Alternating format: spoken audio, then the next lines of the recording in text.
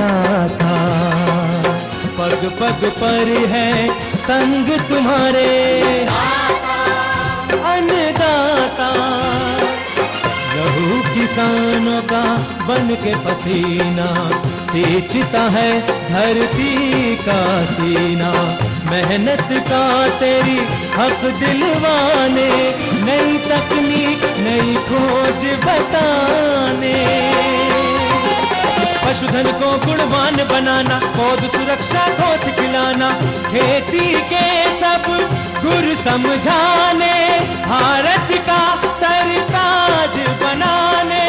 आठों पहर है संग तुम्हारे अन्नदाता, अन्नदाता। नमस्कार, मैं शालिनी आप सभी दर्शकों का अन्नदाता कार्यक्रम में स्वागत करती हूं। हर रोज की तरह एक बार फिर से हम कार्यक्रम में लेकर के आए हैं खेती बाड़ी से जुड़ी हुई बहुत सी लाभकारी जानकारियां।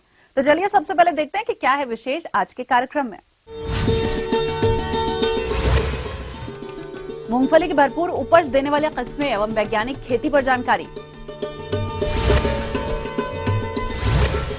केंचुआ खाद बनाने के लिए गर्मियों में केंचुओं की देखभाल एवं प्रबंधन।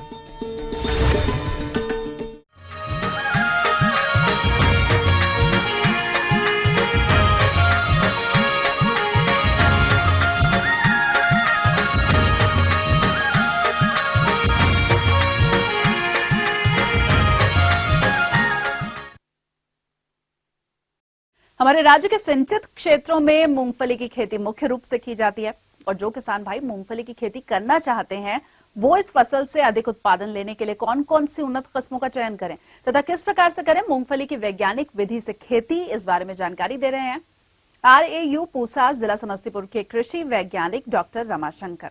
भाइयों, मूंगफली की खेती करने से पहले सबसे पहले हमको मिट्टी का चुनाव करना बहुत जरूरी है। मिट्टी का चुनाव करना इसलिए ज़रूरी है क्योंकि जो मूंगफली बनता है वो ज़मीन के अंदर बनता है, इसलिए मिट्टी ऐसा होना चाहिए जिसमें उसका विकास अच्छा से हो सके। इसके लिए सबसे अच्छी मिट्टी है दोमट मिट्टी, जिसको हम सैंडी लोम या लोम कह सकते हैं। अब आते हैं खेत की तैयारी पे। तो चूँकि जो मूंगफली है ये ज़मीन के अंदर विकसित होती है, इसलिए खेत ऐसा तैयार करेंगे जिससे उसके विकास में सहूलियत मिले। तो इसके लिए हम खेत की अच्छी तरह से जुताई कर देते हैं और उसके बाद में जो भी वीड या स्टेबुल या जो भी खरपतवार होगा उसको निकाल देते हैं, जिससे वो भुरभुरी हो जाए और वीड से खरपतवार से पूरी तरह मुक्त हो जाए। उसके बाद में मेरा जो इम्प्रूव वैरायटी है, जो अच्छी किस्में हैं, जो ज़्यादा उपज देने वाली किस्में हैं, वो 2-3 किस्में हैं जो यहाँ पे लगाई जाती है। जैसे एक के 12-24, दूसरा कुबेर, तीसरा फूले प्रगति, उसके बाद M13। ये सब कुछ वैरायटी है जो प्रजातियाँ हैं जो अच्छी उपज देती है। इसमें से मुख्यतः दो किस्म की प्रजाति होती है। पहला एक गुच्छेदार और दूसरा कम्पैक्ट। जो फैलने वाली है वो ज़्यादा समय लेती है और ज़्यादा उपज देती है। जो फैलने वाली नहीं है वो कम समय में हो जाती है और उससे थोड़ा कम उपज देती है। खरीफ मूंगफली की बुआई का उपयुक्त समय जून से मध्य जुलाई तक है। खेत की अच्छी तैयारी के बाद दीमक प्रभावित क्षेत्रों में क्यूनाल्फास 1.5% चूर्ण की 25 किलोग्राम मात्रा प्रति हेक्टेयर की दर से बुआई से पूर्व अंतिम जुताई के समय खेत में अच्छी प्रकार मिलाएं। सफेद तट के प्रकोप वाले क्षेत्रों में फोरेट 10% का, क्यूनाल्फास 5% या कार्बोफ्यूरान 3% 25 किलोग्राम प्रति हेक्टेयर की दर से बुआई के समय देवे। यदि ऐसा नहीं कर पाए हैं तो क्लोरोपाइरीफॉस 20% या क्विनाल्फास 25% की 2 लीटर मात्रा से प्रति 80 किलोग्राम बीज को उपचारित कर बुआई करें। बीज के जरिए फफूंद जनित रोगों की रोकथाम हेतु प्रति किलो बीज को 3 ग्राम थायरम या कैप्टान अथवा 2 ग्राम मैंकोजेब या कार्बेंडेजियम से उपचारित करें। कालर सड़न तथा उकठा रोगों के प्रकोप से फसल को बचाने के लिए 4 से 8 ग्राम ट्राइकोडर्मा से प्रति किलो बीज का उपचार लाभदायक पाया गया है। इन उपचारों के बाद 500 ग्राम राइबोजिनियम कल्चर से भी प्रति हेक्टेयर की दर से बीज का उपचार करें। ऐसा करने से परिस्थितियों के अनुसार 10 से 20 किलोग्राम से प्रति हेक्टेयर की दर से नत्रजन की बचत होती है। इतनी ही मात्रा से पीएसबी के कल्चर से बीज उपचार करने से भूमि में उपलब्ध फास्फोरस की उपलब्धता बढ़ जाती है। इसके बाद में अब क्या करते हैं, उसकी विधि बताता हूँ कैसे लगाते हैं। तो इसको सबसे पहले जो देखना है कि अगर गुच्छेदार वाली है, फैलने वाली नहीं है, तो जो फैलने वाली है उसको हम कुछ ज़्यादा दूरी पे लगाते हैं। इसके लिए उसका 45 से 50 सेंटीमीटर रो से रो, लाइन से लाइन 45 से 50 सेंटीमीटर और पौधा से पौधा 15 से 20 सेंटीमीटर दूरी रखते हैं। लेकिन जो फैलने वाली नहीं है उसके लिए हम 30 से 45 सेंटीमीटर पंक्ति से पंक्ति या लाइन से लाइन के बीच में दूरी रखते हैं और पौधे से पौधे के बीच की दूरी 15 सेंटीमीटर रखते हैं। किसान भाई, अगर आपके पास कंपोस्ट या FIM या जैविक खाद उपलब्ध हो तो आप 10 से करीब 10 टन पर हेक्टेयर के हिसाब से आप 1 महीना पहले मिट्टी में अच्छी तरह उसको मिला दें। और अब फर्टिलाइज़र पे चलते हैं। तो इसमें फर्टिलाइज़र का प्रयोग इस हिसाब से है, नेत्रजन 25 किलो, स्फूर 50 किलो और पोटास 25 किलो के हिसाब से देते हैं। इसके अलावे zinc sulphate 25 kilo per hectare के हिसाब से देते हैं। अगर मिट्टी में बोरन की कमी हो तो उसमें हम 5 केजी बोरेक्स के रूप में मिट्टी में मिला देते हैं। मूंगफली के खेत को कम से कम 1 माह तक खरपतवारों से मुक्त रखना आवश्यक है। इस हेतु परिस्थिति अनुसार यथोचित क्रिया अपनाएं। बुआई के 30-35 दिनों बाद झुमका किस्मों के पौधों पर मिट्टी चढ़ाएं। मूंगफली की सुइयां बनना शुरू होने के बाद जमीन की छेड़छाड़ नहीं करें। मूंगफली में एक महत्वपूर्ण क्रिया है जो खरपतवार नियंत्रण है। अगर खरपतवार नियंत्रण अच्छा से नहीं करेंगे तो इसमें मेरा उपज का करीब 40 से 50% उपज में कमी आ जाती है। इसके लिए हम 2 विधि अपनाते हैं। एक जो हम लोग मैनुअल करते हैं, जो हाथ से हम लोग निकालते हैं, और दूसरा है हम केमिकल या रासायनिक विधि से उसका कंट्रोल करते हैं। तो मूंगफली में अगर हम हाथ से निकाई गुड़ाई करेंगे तो उसमें क्या है कि खरीफ में लगता है तो कभी कभी क्या होता है कि क्लाइमेटिक कंडीशन ऐसा होता है, जलवायु ऐसा होता है कि वो आपको अलाउ नहीं, परमिट नहीं करता है। उस समय बारिश होने लगेगी तो आप हाथ से उसको निकाल नहीं सकते हैं। इसके अलावा इसमें ज़्यादा खर्च भी आ जाता है। तो इसके लिए हम लोग रासायनिक विधि पे जाते हैं, रासायनिक कंट्रोल पे जाते हैं। उसमें एक पेंडिमेथिलिन एक बहुत ही उपयोगी हर्बिसाइड है। इसका उपयोग हम लोग बुआई के 3 दिन के अंदर 1 kilo active ingredient per hectare के हिसाब से हम लोग छिड़काव अगर कर देंगे तो ये 30 से 40 दिन तक करीब एक खरपतवार का बढ़िया से नियंत्रण कर देता है। और इसके बाद खरपतवार का नियंत्रण का जरूरी नहीं होता है, क्योंकि उसके बाद मूंगफली के जो पौधे हैं वो इतने फैल जाते हैं कि वो खुद ही वो कंट्रोल कर देते हैं। तो इस तरह से हम खरपतवार का नियंत्रण कर सकते हैं मूंगफली में। मूंगफली की खड़ी फसल में लगने वाले कीटों में कतरा, सफेद लट, दीमक एवं मोयला तथा बीमारियों में टिक्का, पीलिया क्लम्प वायरस प्रमुख हैं। अतः इन कीट व्याधियों से फसल को बचाने के लिए कारगर परंतु कम खर्चीले उपाय अपनाएं। किसान भाइयों, यदि आप आज बतलाई गई उन्नत कृषि विधियों को अपनाकर मूंगफली की खेती करते हैं तो निश्चित ही आपको अच्छा उत्पादन मिलेगा। तो ये थी कुछ उपयोगी जानकारियां। अब लेंगे एक छोटा सा ब्रेक, जल्द हाजिर होंगे और कार्यक्रम में आगे भी आपको देंगे बहुत सी महत्वपूर्ण जानकारियां। बने रहिए हमारे साथ।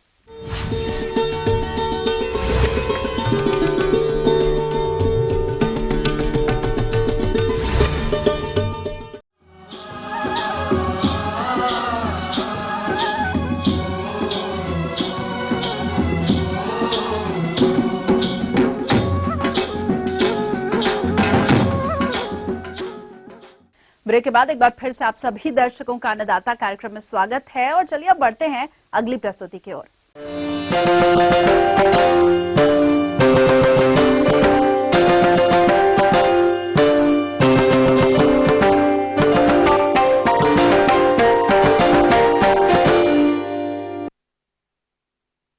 आज आज किसानों का रुझान जैविक खेती की तरफ बढ़ रहा है और इसके लिए अपने खेतों में हरी खाद एवं वर्मी कंपोस्ट का प्रयोग करने लगे हैं। अतः जो किसान वर्मी कंपोस्ट खाद तैयार करना चाहते हैं या फिर जिन किसानों ने वर्मी कंपोस्ट यूनिट लगा रखी है, वो इस भयंकर गर्मी में वर्मी कंपोस्ट खाद का उत्पादन बनाए रखने के लिए किस प्रकार से करें केंचुओं की देखभाल और प्रबंधन, इस बारे में उचित सुझाव दे रहे हैं एक विषय विशेषज्ञ डॉक्टर महेंद्र चौधरी। किसान भाइयों, इस समय जब अपन केंचुआ खाद तैयार करते हैं तो केंचुआ खाद तैयार करने के लिए पहले ज़रूरी होता है कि उसका रॉ मटेरियल मतलब कच्चा मटेरियल जो चाहिए, उसके लिए आपको गोबर है, अपने फार्म का जो भी वेस्ट है, उस वेस्ट को पहले अपन है जो आधा सड़ा देते हैं। जैसा कि आप यहाँ पे देख रहे हैं, फार्म का जो भी वेस्ट है, चाहे वो केले का है, पपीता का है और फार्म के जितने भी पत्ते वगैरह है, सभी को है जो खाद के साथ डाल देते हैं। और उसके ऊपर आप देख रहे हैं छोटे फव्वारे लगे हुए, मिनी स्प्रिंकलर, छोटे फव्वारे जो चलते रहते हैं, बहुत कम पानी की ज़रूरत होती है और वो है जो आपका भीगता रहता है, उससे है जो ये आधे सड़ जाते हैं और तापमान भी कम रहता है। जब आपका यहाँ आधा सड़ जाता है लगभग महीने 1.5 महीने में, इस पत्तियों को, डंठल वगैरह को खाद के साथ मिक्स करके यहाँ पर जो बेड लगाई हुई है, इस बेड में है जो एक धोरा टाइप में लगा देते, बेड बना देते हैं और उस बेड को लगाने के बाद में इस पर फव्वारा लगा देते हैं और पानी छिड़क रहते हैं। उसके 10 दिन बाद में फिर इस पर और केंचुए डाल देते हैं और केंचुए डालने के बाद में केंचुए अपना काम शुरू कर देते हैं और लगभग महीने 1.5 महीने में खाद तैयार हो जाता है। पानी अपन कितना दे ताकि है जो नमी बनी रहे और तापक्रम भी कम रहे, इसलिए जब भी अपन है जो खाद उसमें पानी डालते हैं तो ये देखना चाहिए कि पानी है जो नीचे टपकना नहीं चाहिए, पानी मतलब धार नहीं होनी चाहिए, सिर्फ बूंदे गिरे, इसका मतलब है जो पानी सही है।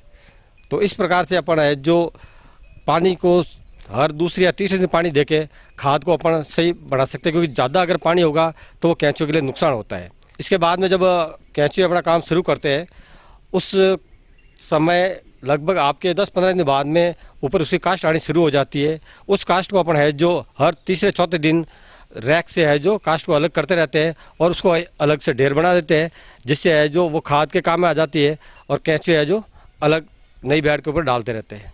अपने प्रदेश के जिन किसानों ने वर्मी कंपोस्ट की यूनिट लगा रखी है, उनके लिए इस वर्मी कंपोस्ट खाद का उत्पादन बनाए रखने के लिए जरूरी है कि इस भयंकर गर्मी से बचाव के लिए केंचुओं की उचित देखरेख की जाए। किसान भाइयों, इस तापमान को कम करने के लिए केंचुओं के जो बेड लगाई है, उस बेड के ऊपर अपन है जो जैसे बोरी है, बोरी बिछा सकते हैं, पुरानी बोरी है जो ऊपर बिछा सकते हैं, केले के पत्ते हैं या और भी जो पत्ते वगैरह है उसके ऊपर अपन डाल देते हैं। इससे 2 फायदा होता है, एक तो तापमान कम हो जाता है, दूसरा पानी की कम जरूरत पड़ती है और तीसरा ये होता है कि अंधेरा होता है तो अंदर में केंचुए है जो अपना काम है जो फास्ट गति से करते हैं, तेज़ गति से करते हैं। केंचुओं को महसूस होता है कि अभी रात ही है तो वो अपना काम तेज़ गति से करते हैं, जिससे जो भी कचरा है उसको केंचुए जो ज़्यादा खाते हैं ताकि अपना खाद भी है जो ज़्यादा बनता है। इसलिए कोशिश करनी चाहिए कि जहाँ केंचुआ खाद बना रहे वहाँ अंधेरा हो। आगे और भी यहाँ कुछ रोचक जानकारियां पर यहाँ पर रुकेंगे एक और ब्रेक के लिए, जल्द हाजिर होंगे।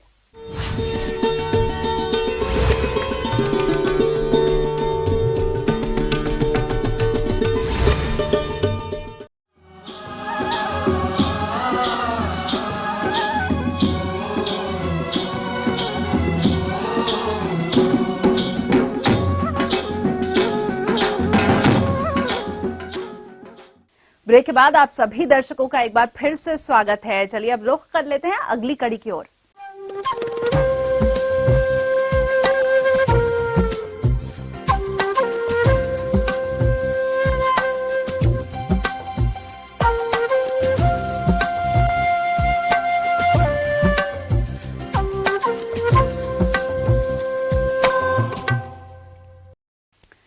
प्रकृति के द्वारा मानवता के लिए जल एक अनमोल उपहार है। जल की वजह से ही धरती पर जीवन संभव है।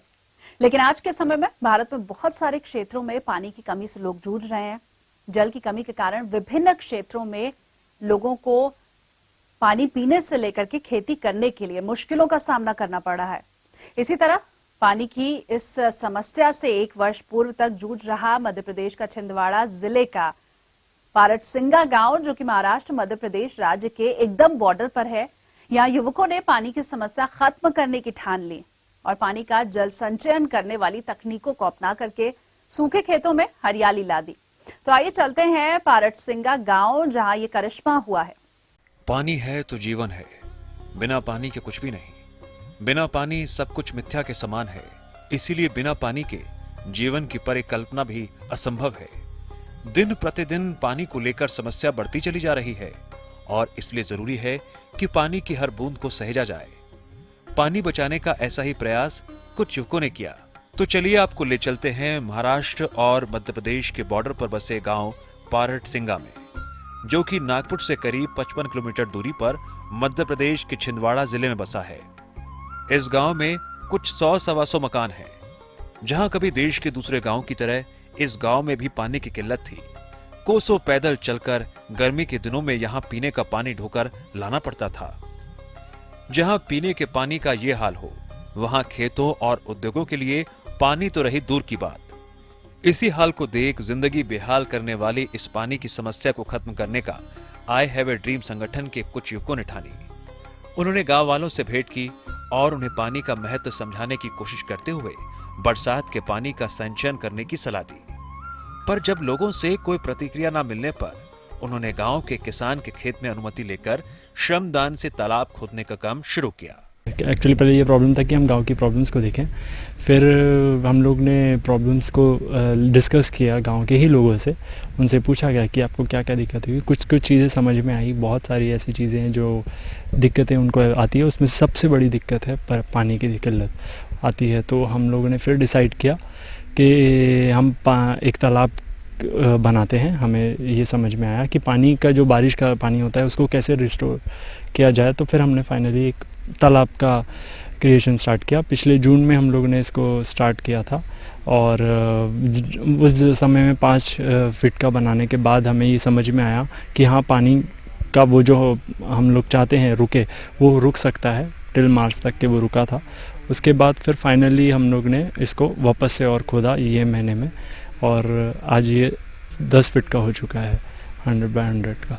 और हमें इसकी लिए गवर्नमेंट का बलराम तालाब योजना के थ्रू किया है। ये सब सपना ऐसा है कि चाहते हैं कि आज जितने भी लोग यहाँ पे कुछ ना कुछ उगा रहे हैं, वो उनको ये सारी की सारी चीज़ों के लिए पानी अच्छी से प्रोवाइड हो। साथ ही साथ में वो लोग और उगाएं, हर महीने उगाएं। ऐसा होता है कि ये लोग सिर्फ वेट करते हैं बारिश का, इन्हें सिर्फ इंतज़ार होता है बारिश का, और बाकी ऐसा दूसरे समर में ऐसा कुछ नहीं करते हैं ये। तो इसलिए हम चाहते हैं कि इनको हर महीने, हर पूरे साल भर, इनके 12 महीने इनको पानी का प्रोविज़न होता रहे और ये लोग कुछ ना कुछ उगाते हैं। आर्थिक स्थिति ऐसी थी कि उनको पानी का बहुत ज़्यादा किल्लत होती थी, और जो पानी बारिश का उनके पास आता था उन्हें वो लगता था कि ये हमारे लिए मुश्किल है, हम इतना पानी को कैसे करें। तो वो उसके लिए नालियाँ बनाते थे और दूसरों के खेतों में इसे छोड़ दिया करते थे, और फिर वो कुओं के सहारे जिया करते थे।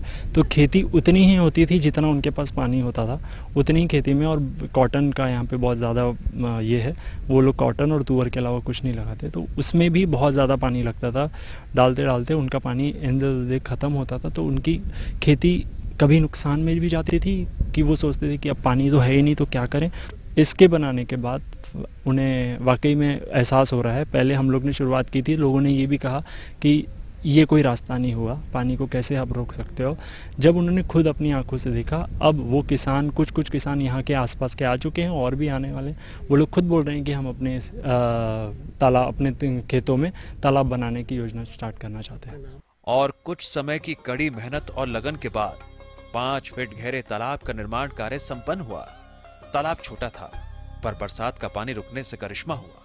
बरसात के बाद भी करीब मार्च महीने तक इस पानी से खेत की सिंचाई की गई, और पानी संचयन को लेकर स्थानीय किसान अब जल संचयन से सहमत नजर आ रहे हैं। पहले हमारा भी विचार नहीं था, लेकिन उसका बहुत मनोबल देखते हुए हमने ये तालाब बनवाया। बनवाने के बाद में बहुत लोगों ने इसको क्रिटिसाइज भी किया कि जगह वेस्ट हो रही है, ये हो रहा है। लेकिन हमारा पिछले वर्ष बरसात में चालू किया था, आधा तालाब बना था। आधा होने के बाद में उसको पानी ज़्यादा आने के कारण हमारे को काम बंद करना पड़ा। लेकिन आधे तालाब के अंदर में इतना पानी भरा कि लोग उसको देखने के लिए आते थे। हमारे कुओं की थोड़ी लेवल बढ़ गई, और यह हमारे यहाँ पे जो कुछ पेड़ थे जो हमारे को भी वर्षों से नहीं मालूम थे, उनको फ्रूट और फल आना चालू हो गया। तो ये सब देख के हमारा बहुत और भी मन ये हो रहा कि अपने खेती को ही क्यों नहीं डेवलप किया जाए कर। इस मैन मेड तालाब के अच्छे नतीजे सामने आए। प्रारंभ में लोगों ने मजाक भी जरूर बनाया, पर मेहनत ने अपना रंग दिखाया। आज पारटसिंगा गांव में युवकों द्वारा श्रमदान से बने तालाब तैयार हुए हैं। बस इंतजार है बारिश का, बारिश खूब आए और युवकों द्वारा किए गए श्रमदान से बने तालाब में पानी लबालब भर जाए, यही अपेक्षा है।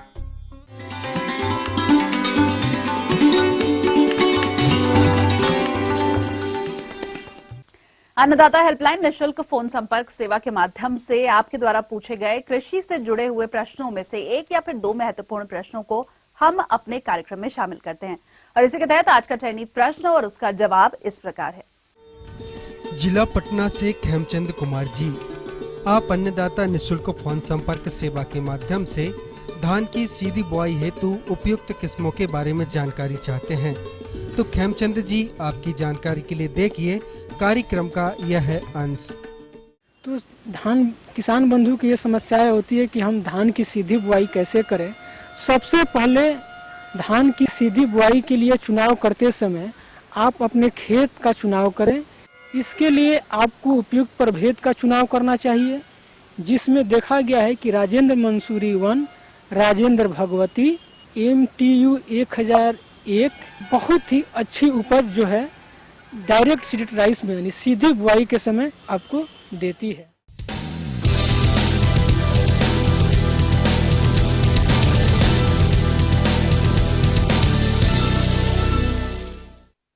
राज्य की विभिन्न मंडियों में कृषि उत्पादों के चढ़ते उतरते बाजार भाव की संक्षिप्त जानकारी इस प्रकार है।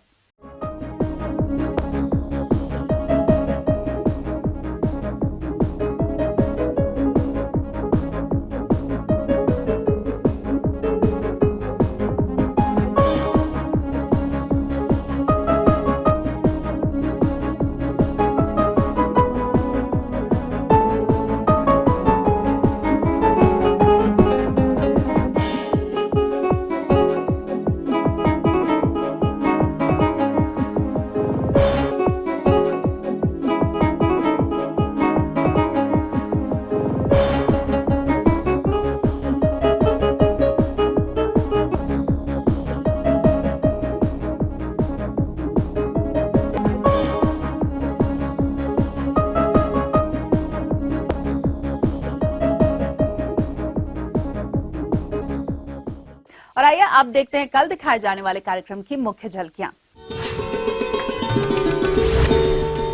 मिश्रित पशुपालन, कम समय कम जगह में अधिक लाभ देने वाला व्यवसाय।